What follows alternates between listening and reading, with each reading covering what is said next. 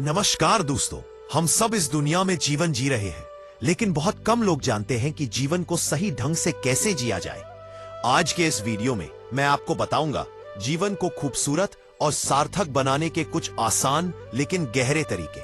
जब आप वर्तमान को महसूस करना सीखते हैं तो हर दिन एक नया अनुभव बन जाता है। जब आपकी हर सुबह जब आंख खुले तो सबसे पहले धन्यवाद कहिए, जीवन का, प्रकृति का, परिवार का और उन सभी चीजों का जो आपके पास है। कृतज्ञता आपको हमेशा सकारात्मक रखती है और मन को शांत बनाती है। कभी किसी की मदद करें, किसी को मुस्कान दे। याद रखो, तुम्हारे जीवन का लक्ष्य ईश्वर को प्राप्त करना है। तुम यहां किसी ना किसी तरह ईश्वर दर्शन प्राप्त करने और धन्य होने के लिए आए हो। यही जीवन का अर्थ है, यही जीवन का उद्देश्य है, यही पृथ्वी पर महान कर्तव्य है, यही मनुष्य को मनुष्य बनाता है। और दिव्य जीवन के इस केंद्रीय संदेश का पालन मनुष्य के जीवन के सभी चरणों में किया जाना चाहिए। दिव्य जीवन के इस संदेश के अनुसार जीने से किसी को भी वंचित नहीं किया जा सकता। दिव्य जीवन केवल सन्यासियों के लिए नहीं है, बल्कि यह गृहस्थों के लिए भी है। गृहस्थाश्रम की कल्पना सत्य की निरंतर खोज के लिए स्वयं को तैयार करने के एक अद्भुत साधन के रूप में की गई थी। जब कोई व्यक्ति पूर्णकालीन साधना कर सकता है, तभी वह संन्यास लेने के योग्य होता है। गृहस्थाश्रम में रहना किसी किले के अंदर लड़ने के समान है।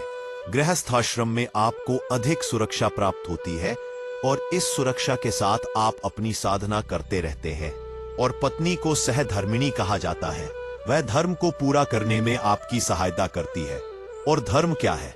धर्म की सर्वोच्च अवधारणा कर्तव्य की पूर्ति है और दिव्य जीवन का संदेश दर्शाता है कि जीवन का एकमात्र उद्देश्य ईश्वर साक्षात्कार है और इसलिए वे एक में दो है, प्रत्येक एक दूसरे की सहायता करते हैं। हिंदू जीवन दृष्टिकोण में गृहस्थाश्रम की यही अवधारणा है। वास्तव में सभी आश्रम इसी एक आदर्श को पूरा करने के लिए बनाए गए थे। गुरुदेव ने अद्भुत रूप से बताया है कि कैसे गृहस्थ अन्य सभी आश्रमों का समर्थन करता है। ब्रह्मचारी कमाता नहीं है, वानप्रस्थी कमाता नहीं है और सन्यासी कमाता नहीं है। फिर कौन कमाता है? सांसारिक दृष्टिकोण से कहा जाए तो केवल गृहस्थी कमाता है। विद्यार्थी ज्ञान अर्जित करता है, वह अध्ययन करता है और ज्ञान को आत्मसात करता है। वानप्रस्थी और सन्यासी कमाते नहीं है। इस प्रकार गृहस्थ अकेले ही अन्य आश्रमों का भरण पोषण करता है। पूर्व में हम पराशक्ति के उपासक हैं। नारीत्व की हमारी अवधारणा मातृत्व की है, इसलिए हम स्त्रियों को माता के रूप में पूजते हैं। हमारे लिए मां सर्वप्रथम है। मातृदेवो भव, पितृदेवो भव। माता का उल्लेख सबसे पहले किया जाता है और उसके बाद ही पिता का। पुनः त्वमेव माता च पिता त्वमेव। मौन गृहलक्ष्मी की परिवर्तनकारी शक्ति घर के वातावरण का निर्माण करती है। घर का वातावरण गृहलक्ष्मी की चुंबकीय शक्ति से निर्मित होता है।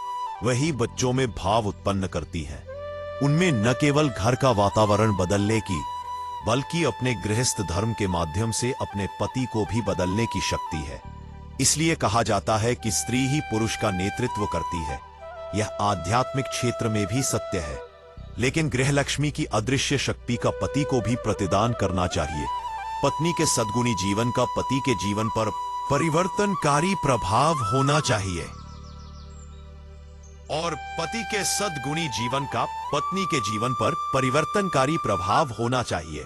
यह ब्रह्मचर्य योग का जीवन भी है, ब्रह्मचर्य का जीवन भी है। यह ब्रह्मचर्य का जीवन इस अर्थ में है कि यह आत्म संयम और संयम में भोग का जीवन है। हमने हमेशा सोचा है कि गृहस्थ जीवन साधना के विरुद्ध है।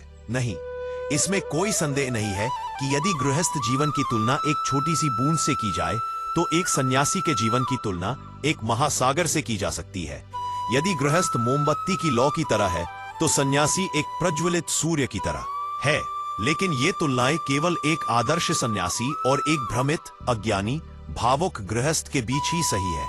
लेकिन एक आदर्श गृहस्थ एक सन्यासी के बराबर है। उस गृहस्थ की जय हो जो बोध को अपना अंतिम लक्ष्य मानता है। वह गीता का आदर्श है। वह प्रवृत्ति संसार में जीवन में निवृत्ति त्याग का अभ्यास करता है। गृहस्थ का जीवन अनासक्ति, वैराग्य पर आधारित है। उनका जीवन सेवा को समर्पित है। ऐसा गृहस्थ सन्यासी है। प्रवृत्ति में और प्रवृत्ति के माध्यम से निवृत्ति। निवृत्ति को प्रवृत्ति के साथ साथ चलना चाहिए। विवाह के बाद व्यक्ति को यह नहीं सोचना चाहिए कि वह भोग विलास का जीवन जी सकता है। एक बार भोग विलास में फंस जाने पर आप उचित निवृत्ति प्राप्त नहीं कर सकते।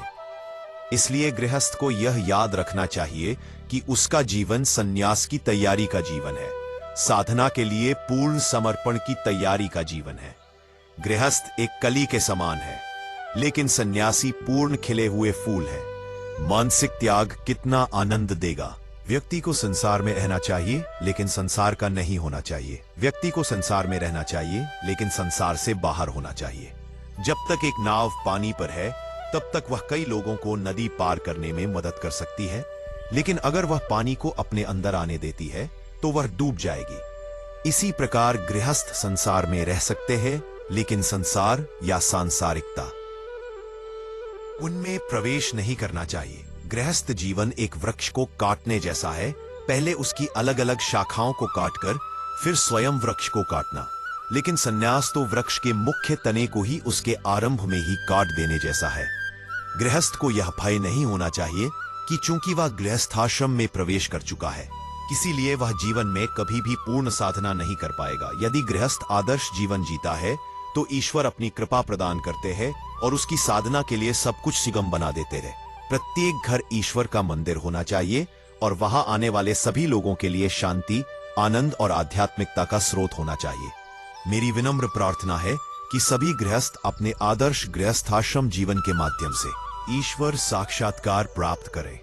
दोस्तों, अपने इस जीवन को जटिल मत बनाइए, इसे सरलता, प्रेम और कृतज्ञता के साथ जिए। हर दिन को ऐसे जिए जैसे वो आपकी जिंदगी का सबसे खास दिन हो। आज के लिए बस इतना ही। कल फिर मिलते हैं एक और मोटिवेशनल वीडियो के साथ।